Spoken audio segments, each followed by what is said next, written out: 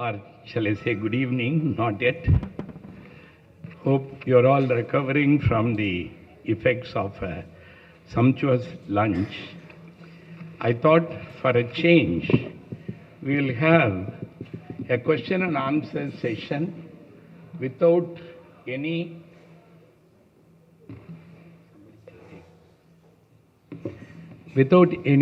projections. And at the end, we'll sum up with a few slides which will help us to run through what we have discussed or what we are going to discuss in the next 40 minutes.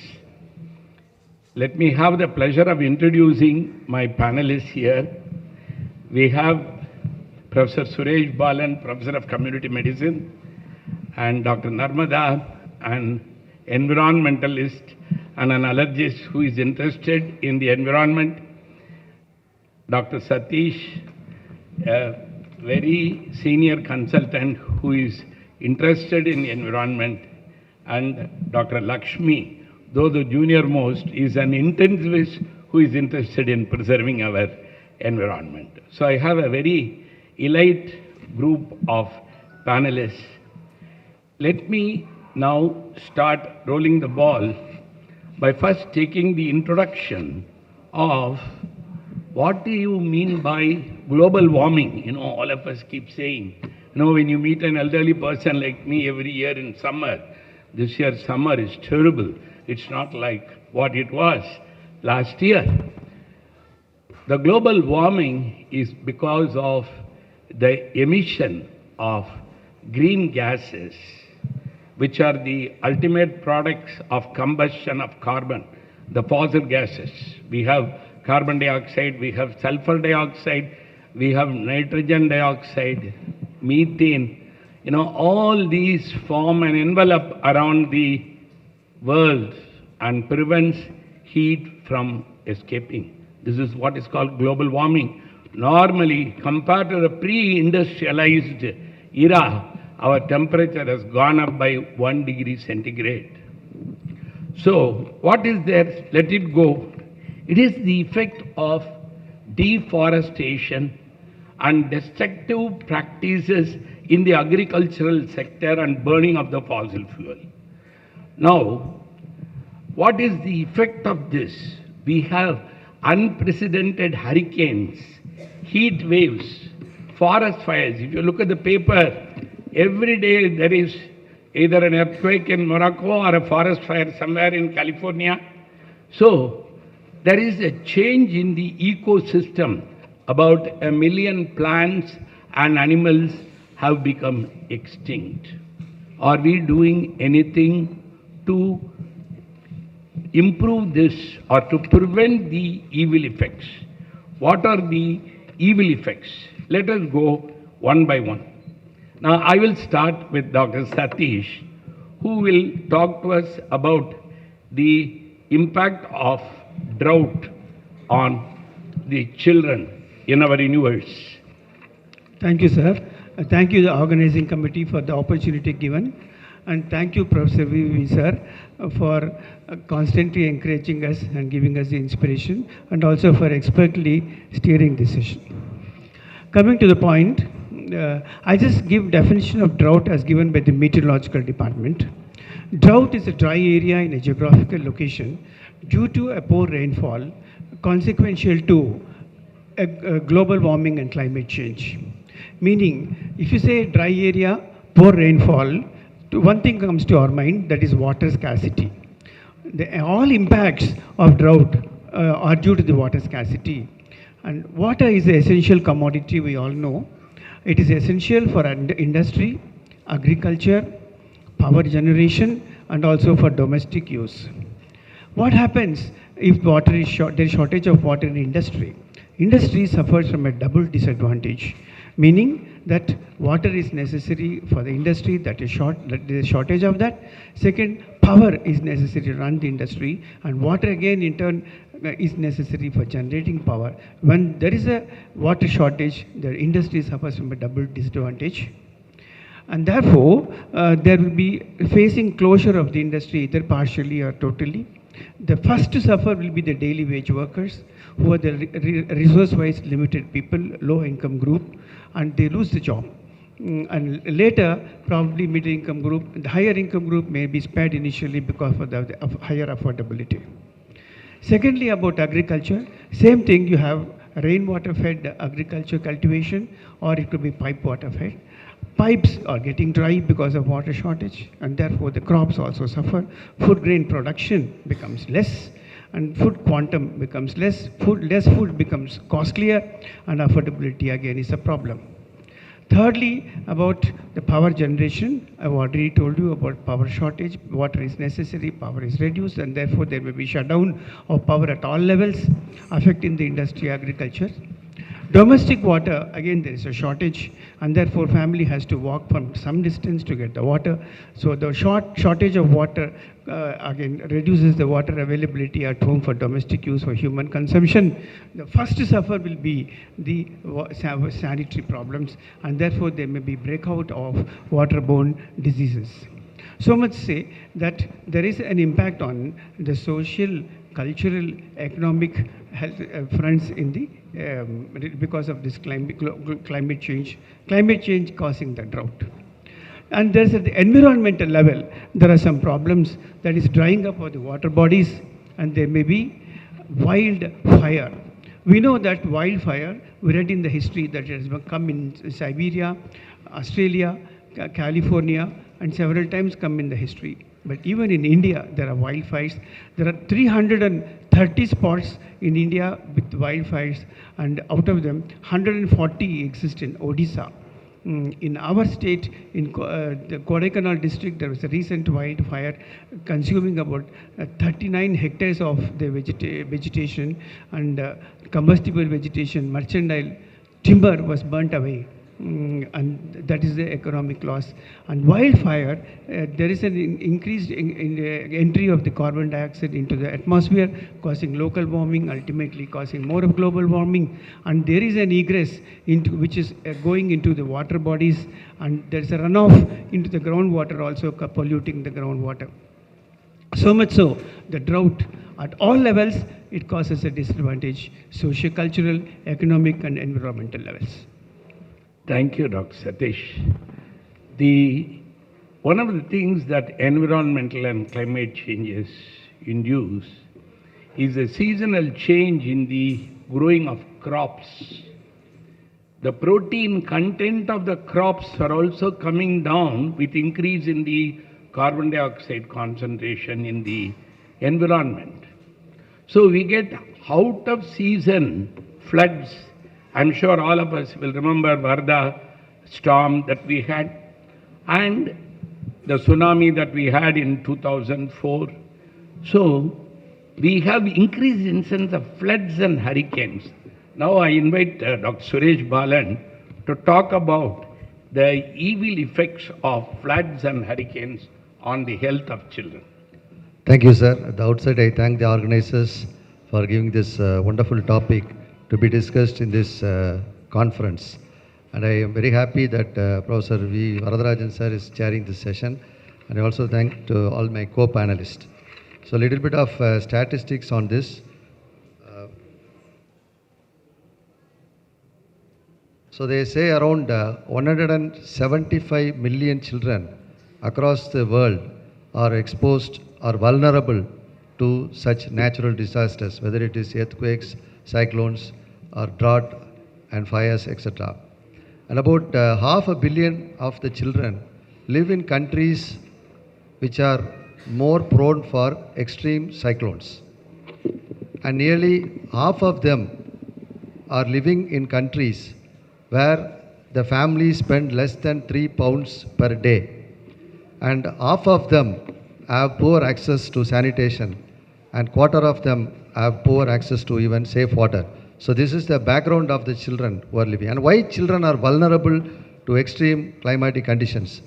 Because it is because of their small size when compared to adults, the square meter surface, as well as the consumption of more, they breathe more air and drink more water, and they are living close to the surface, delicate skin, they lose lot of heat because of that.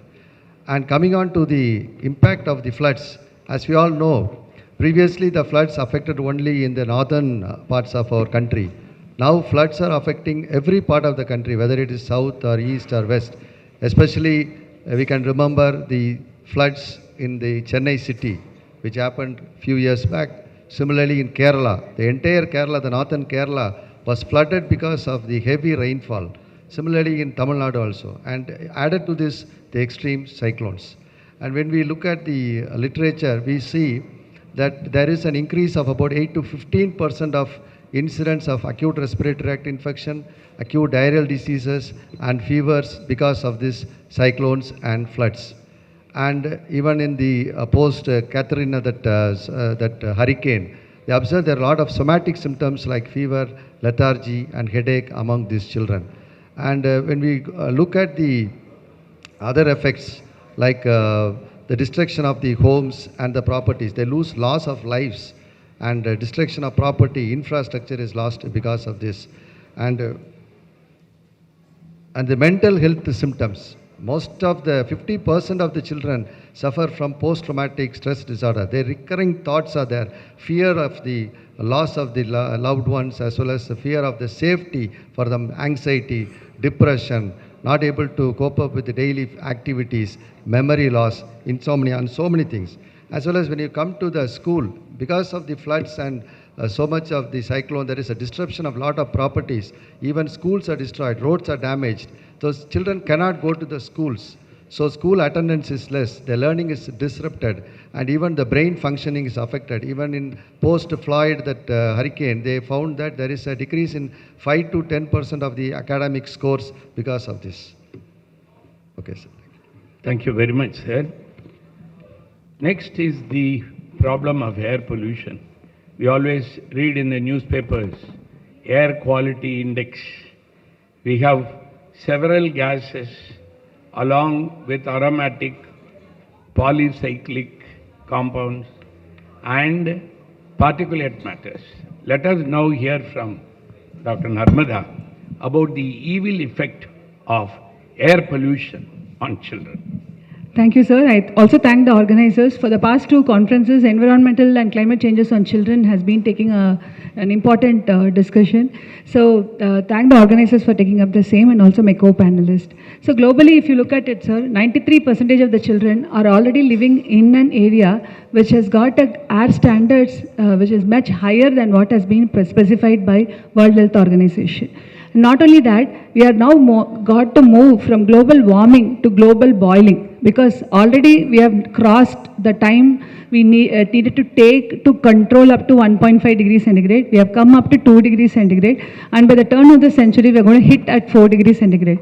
So though this is from the pre-industrial era, so though we are thinking that it is only at 2 degrees centigrade, another 1 degree centigrade will cause a massive shift in the ice, that will cause a massive changes in the ice area of Antarctica and Arctic, as well as the ozone layer is also affected. That's where air pollution really comes into play. The ozone, air pollution significantly affects the ozone, and if you have, there are two layers. One is the ozone that is very immediately present to the ground, that is increased by all these organic volatile compounds, particulate matters, if you say. And the other ozone is higher up in the space, and we have already created holes in the same, and it is like an as usual business concept that has been specified by WHO. That is what we are doing. We are not going with the, in a very aggressive way to stop this air pollution. Coming to the air pollution as such, if you see, the indoor air pollution is the highest. 41% of the children in the world are exposed to the indoor air pollution along with the mothers. So it is both in the high income group as well as in the lower income groups. If you look at the higher income groups, what is the air pollution they are exposed to in the indoor? It's not only the polyaromatic hydrocarbons. Right from the morning day when we start with the flushing the toilets, the preservatives which we are using in the kind of the flushes we are using, that they generate certain aromatic hydrocarbons. We use the soaps and we want the perfumes. They contains the carbons. The refrigerators, the microwaves which we are using, all are capable of generating some compounds which are capable of increasing the air pollution. So again, when coming to the low income group, the children are exposed to the smokes, biomass fuels, and even in India, even if they have gas just given them at a subsidized rate, most of them feel still they want to use the biomass to have a good hot water. I don't know what is the concept when it comes from the heater and then it comes from a biomass, you know. And again, in thing of using the mosquito repellents, they are about 300 times as potent to create an air pollution effect on the children. Then we have the internal smoking. It is a first degree smoke, second degree and third degree smoke also. Only children are being exposed to the same. The mother, and if you see in our areas, BD, the smoking is more rampant among the grandparents and children. They are made to spend time more there. And children cannot advocate for themselves. They do not have a choice like us. Tell them not to smoke. They have to be exposed. Apart from the factors that sir said, they are much smaller in size. I want to add one more thing, that they breathe twice as often as us. So that is why the effect of air pollution is more in them compared to that of the adults, and they do not have a voice in that. Coming to the effects of the air pollution, it is a developmental conference, and everybody will think air pollution is directly related to the respiratory tract infection. But what it is the cognitive effect of air pollution starts not only from the utero, it extends even up to the small age. And the increase in the autism and ADHD, which we are all discussing, starts from the in utero effects on the mother, as well as it extends up to the 8 or 10 years of age. So till then the brain is growing. So air pollution also has an effect on the every part of the system you can think about. Lung infections, the greatest killer in under 5 is only the ARI, and one of the key for 52% of the pneumonias are at the direct effect of air pollution. So this has been documented also, and it's a growth conference. Again, stunting is again a direct effect of the air pollution. There are studies which proved that the air pollution which happened in Indonesia after the fire there, they have documented a 5 to 7% increase in the stunting in the population. So it is a natural study which has taken place. So the effects are huge. It's just that we're not thinking about it often. Thank you, Dr. Narmada. We all talk about heat waves. We had one in June 2019. I believe that was the hottest day in the whole world. And what do you mean by heat waves? When the temperature is very unusually high for 2 days or more than 2 days, then you call it a heat wave. Let us now listen to Dr. Lakshmi, who is going to elaborate on the evil effects of heat waves in children. Children are particularly susceptible to heat stress simply because they have greater body surface area to mass ratio.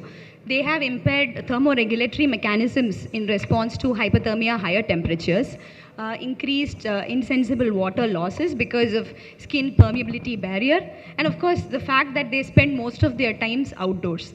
Now, as sir said, these heat waves, they are known to be associated with affecting fetuses even in utero, associated with prematurity, low birth weight, hypothermia in the newborns, and of course the heat related illnesses which we are all familiar with. So you have your heat rashes, sunburns, heat cramps, heat exhaustion, hypothermia and heat strokes, dehydration, electrolyte imbalances, kidney disease, and of course the array of food and waterborne infections that occur with higher temperatures, right? We are very familiar with this. And it is also a fact that the footfall in the emergency department during summers, during heat waves, is primarily because of these reasons, right? Dehydration, electrolyte imbalances, bacterial gastroenteritis, otitis media, otitis externa. Now, this picture we are very familiar with. There is a bigger picture. What is that bigger picture? This is what we have been talking about. Sir said that the surface temperature of the earth has increased by 1.1 degrees since the pre-industrial era. At the current trajectory of greenhouse gases emissions or the burning of fossil fuels, this level is expected to go to 2.5 to 2.9% when we actually need to curb it at 1.5%. So what will happen? There we will have the risk of droughts, risk of famines, water scarcity, which in turn will affect food security, and all this will affect the family, productivity, loss of family income, loss of education, disruption of the entire social ecosystem. So such profound effects heat stress has. Thank you. We are now going to see the individual effect of these climate changes.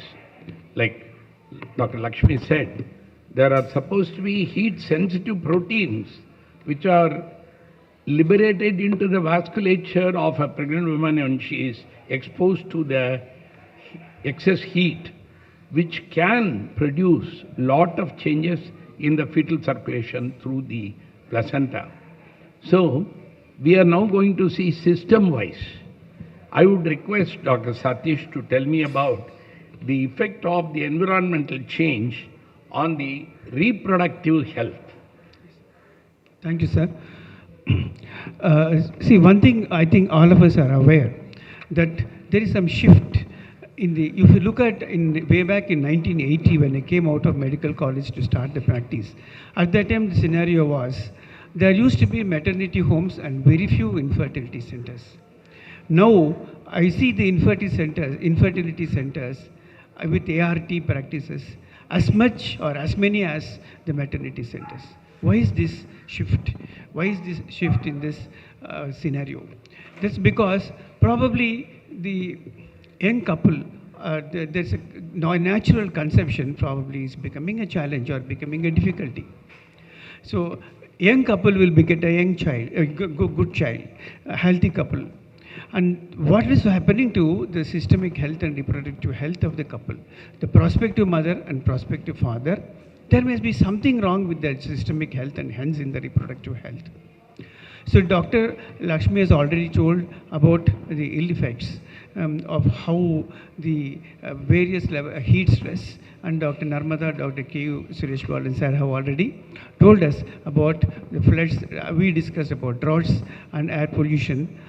What is making inroads into the fetal health, and also a low birth weight fetus becoming undernourished child in the childhood and toddlerhood, and later becoming an obese person. And in obesity, you have an impairment of reproductive health.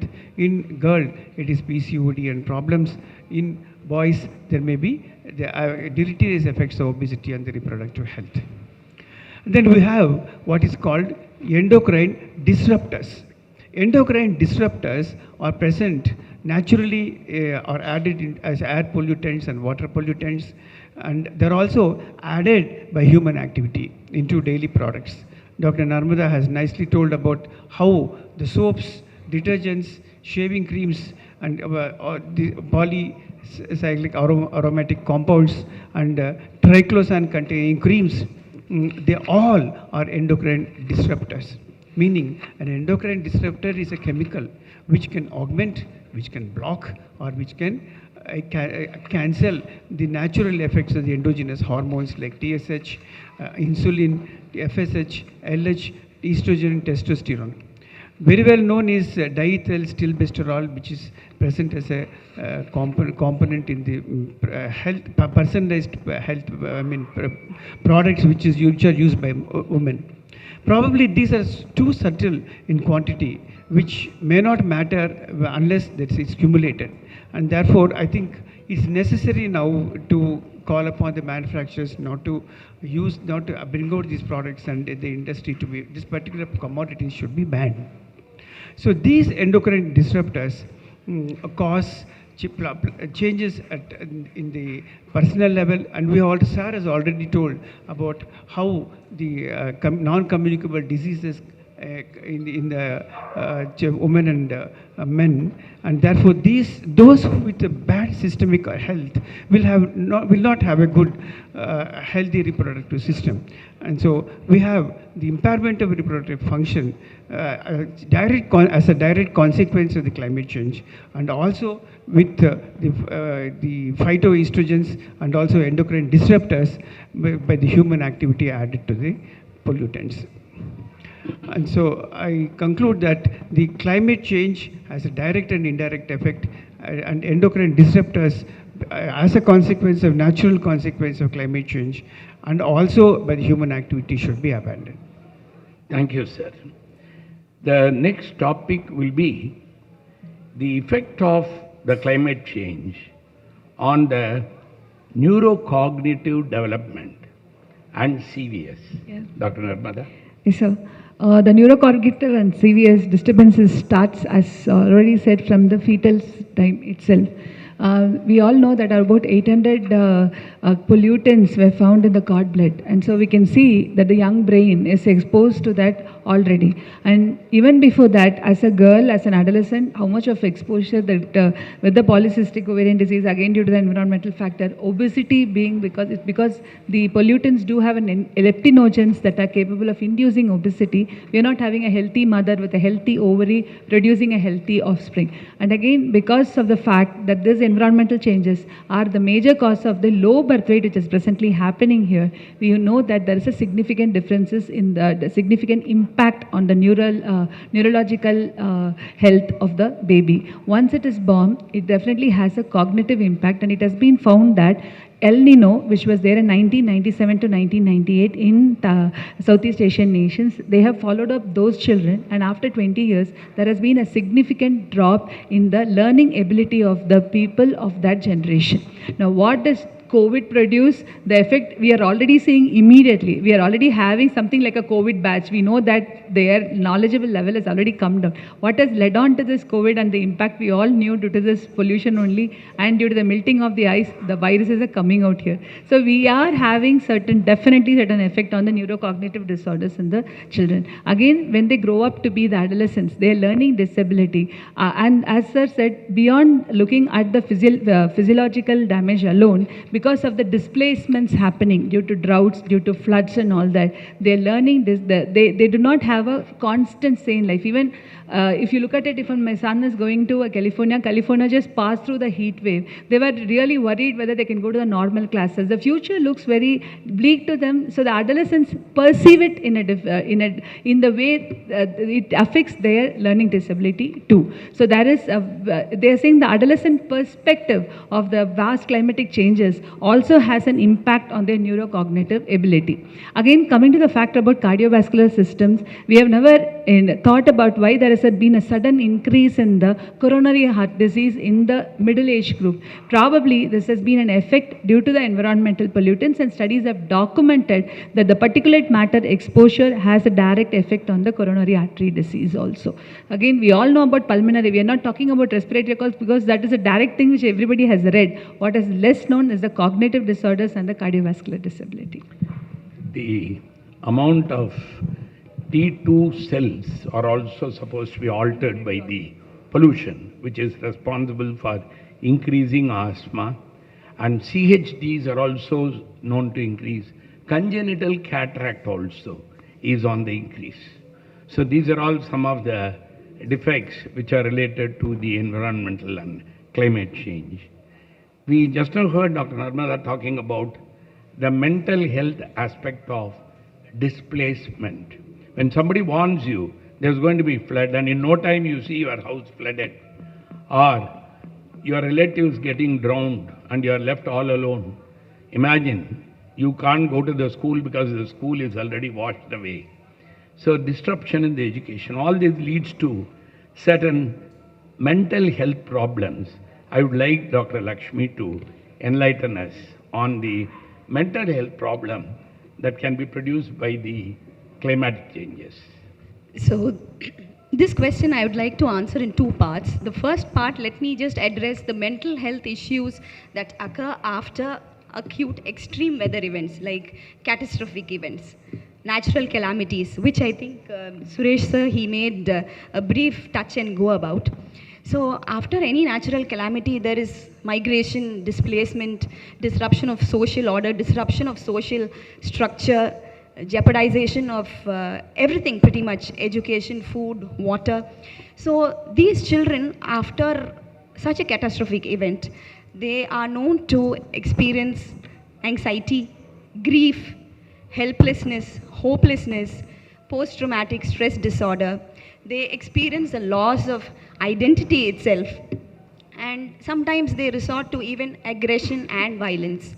We have seen studies in children after, say, the Pakistan floods or, say, the US hurricanes that were really devastating and catastrophic. This is one angle to mental health. That is what children go through after extreme weather events.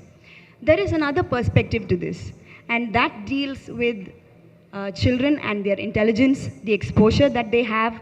They have knowledge about climate change, and they actually worry about climate change. So they feel fear, they feel anger. I think we have heard the little Swedish girl, Greta. She took the world by storm when she said, "How dare you," right? So children experience anger, they experience helplessness, powerlessness. What are we going to do? They worry about the future. They worry about global warming, climate change, the inevitable future. How is the earth going to be? They actually worry. And in fact, it goes to the extreme that they even have phobias, they have sleep problems. This constant worrying reflects in their school performance. They have learning problems. So it is not just, post-traumatic events. It is also a well child worrying about the future, worrying about the earth as such. So I think we really need to think about this. Thank you. Comes the change in the vector ecology following the climate change. And with floods comes waterborne diseases. May I request Professor Suresh Balan to talk about the vector-borne and waterborne diseases. Thank you, sir. And one of the most important group of diseases that has increased is because of climate changes, the vector-borne diseases and the waterborne diseases. So the vector-borne diseases, chiefly the mosquito, ticks, as well as the rodents, because of the rodents. And 88% of the burden of the vector-borne diseases is borne by the children. And why this increases, as sir told, because the ecology is affected. The ecology where the vectors breed and transmit the disease is affected. And moreover, they are very sensitive to heat, rainfall, humidity, etc. So the rodents, they multiply, the vectors, they multiply very rapidly, especially when we see after post-rainfall, there is increase in the number of cases of dengue as well as the malaria and waterborne diseases like cholera or the typhoid or the leptospirosis and other diseases. And another one important thing is the habitats of the vectors, they are also increasing. There is a change in habitats. Previously in our district in Kanyakumari, we never heard about dengue fever at all. But now we see it's almost an endemic in Kanyakumari district. Because the habitats are also changing because of the climate change. And why children are more vulnerable to this vector-borne diseases? Because as earlier told, because of they are smaller in size and they most often play outdoors and in the grounds. So they are usually don't wear the protective shirts or dresses. So they are easily bitten by the mosquitoes. And what happens when the disease affects them, when compared to the adults, the severity of the disease as well as the complications and the recovery of the disease is also very much different from that of the adults. They are having more serious disease and the complications and post-recovery also is very complicated in these children. And there is a synergistic effect also when you see when the in countries where there is a poverty, malnutrition, poor health system, the vector-borne disease have a very deadly effect on the children, especially in South African region. About 400 million children were affected because of malaria. 25% mortality was reported. And this pushed this country to poverty and poor development in the country. And when we see the effects of these diseases, we see in malaria, especially malaria, we see there, even though there is acute effects, the long-term effects like the cognition, the poor, the neurological effects like the motor function, even the vision, hearing, and the other systems are also affected, like the psychological effects and epilepsy are affected. When you come to dengue, there is a lot of mixing of the strains. Even now we see a lot of cases are being reported. Many cases are coming seriously ill and deaths have been reported because of the mixing of strains, and predominant strains are also changing every year.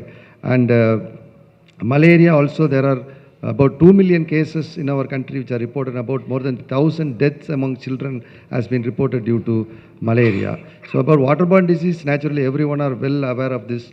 definitely it has a terrific impact on Our because of the Aedes climate change. aegypti has traveled up to Hawaii as well as Texas. So dengue has been reported in Texas and in Hawaii. So, and I asked a mother who was living in the 14th floor of an apartment, her child getting dengue, the flight capacity of the mosquito is not that high. She answered me, the mosquito also comes along with us in the lift, doctor. So, we have to formulate adaptation and mitigation techniques. Adaptation, how to live in this world that is full of such dangers. Mitigation, how are you going to remove the root cause? Can I have Dr. Lakshmi's view on that? I request the panelists we have another 7 minutes. Your answer must be 2 minutes each, okay? I'll ask about mitigation, adaptation to Lakshmi, governmental effects to Dr. Suresh, and the NGO effect from Dr. Narmada. Satheesh will tell us about how, as a medical practitioner, what are all the steps that we have to take to prevent the ill effects of climate change. Please go ahead.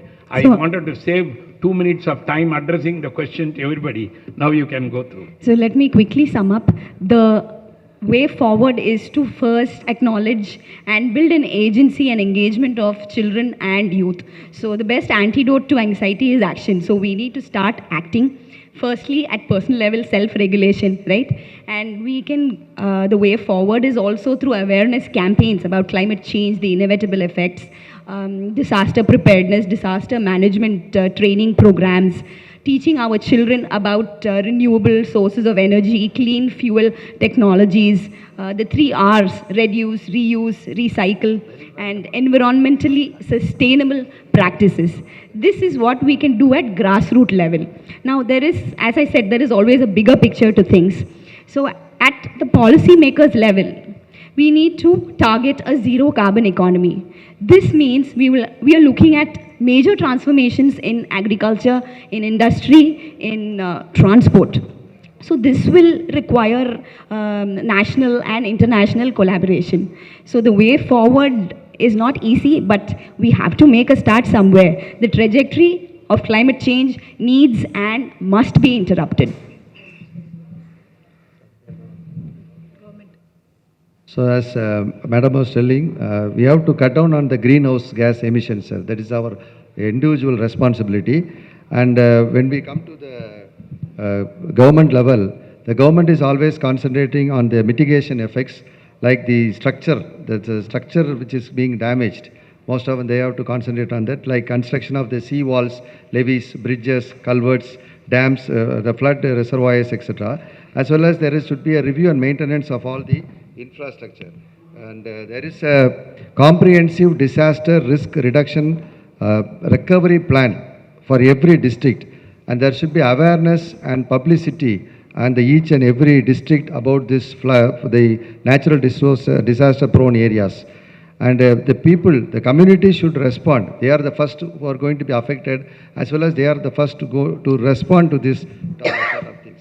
And we have the National Cyclone Risk Mitigation Project is there, which is concentrating on various districts, and infrastructure created for 10 battalions and 10 teams of NDRF, and upgradation of the National Fire Service Academy, and National Disaster Response Reserve about 2,500 crores, and the APDA Mitra scheme, which trains about 300 volunteers every state, and strengthening of the State Disaster Management Authority and District Management Response Authority, and the mobile radiation detection system and communication systems.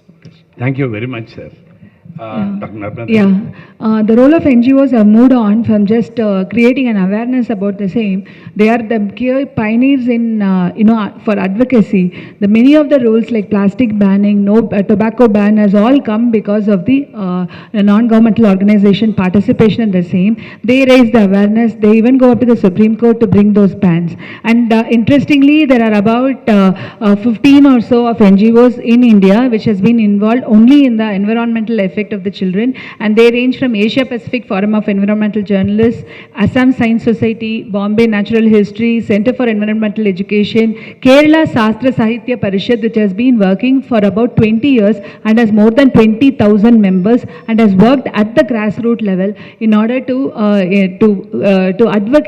advocacy for environmental change. So 20 such people are there, and Indian Academy of Pediatricians with 42,000 pediatricians can form an advocacy, and in this forum, I place out on record in the President of the President to take up e-waste protection of children from e-waste management to be as an advocacy from IAP here, because children are so much affected by the same. NGOs can do a lot in this.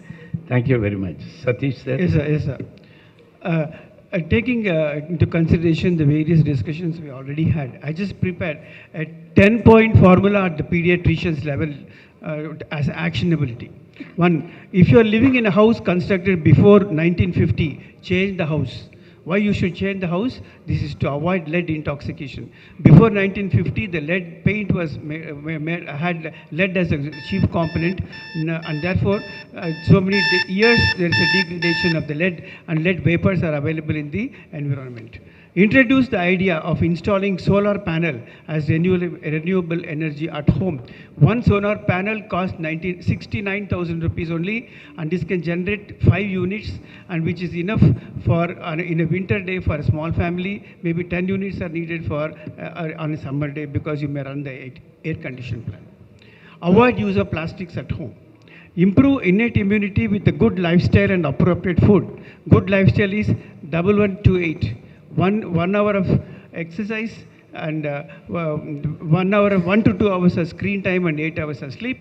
And correct food means 3-2-2-5-7, 3 meals, 2 snacks, and 5 to 7 glasses of water. If you are using petrol or diesel for your car, go for electrical car. Number 6, advocacy for all vaccines to improve the adaptive immunity and increase the general level of health. Diagnose obesity when the major central line is crossed in a span of 1 year rather than reaching 27 adult equivalent line, so that the actionability starts at that initial level itself. Use electric stove rather than gas stove. Advocacy for kitchen garden without use of pesticides. Avoid personalized products containing phthalates, triclosan, because they are endocrine disruptors.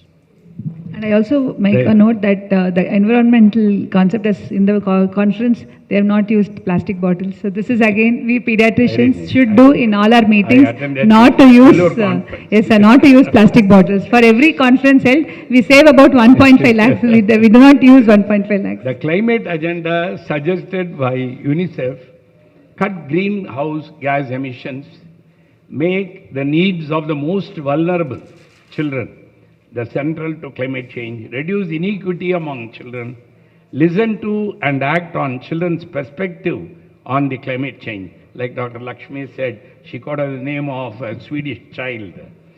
Provide children and youth with climate change education and awareness. I think that is what all of us should do in our clinic. When the mother is blaming the plantain given by the grandmother, paternal grandmother, for inducing the wheeze in the child, we have to tell, when did you take your car for emission check? And why don't you change over to electric vehicles? So these are all the awareness that we have to create in the minds of people, apart from effective disposal of our own material in the clinic. Scale up proven approaches to address the changing needs of children, align and coordinate work on climate change, protect children who have been displaced, migrated, and who have come as a refugee, invest on children while implementing national plans, not plans, it is plans. Everyone should get involved in the process. Let us all hope that we plant at least 1 tree in a month and make this world green. 21% of India is only forest. Some of the states do not have even 10% of the land occupied by forests. So let us all be united to create more forests, preserve wildlife, improve national park and wildlife sanctuaries, prevent the one-time using plastics, take care of our sea and land, and make this place habitable. Thank you all. And along with 3 R's, sir, reduce, reuse and recycle. That should be our motive, and not change our phones. Please raise your voice. Reduce, reuse and recycle, and not change phones every time, because you are creating a huge e-waste. That's a valuable point. Thank you all very much for patient listening. If the G20 Delhi Declaration talked about protecting the environment, our GDBPCon panelists have talked about how to protect our children from the deteriorating environment. Thank you, faculty and the panelists, for an excellent session.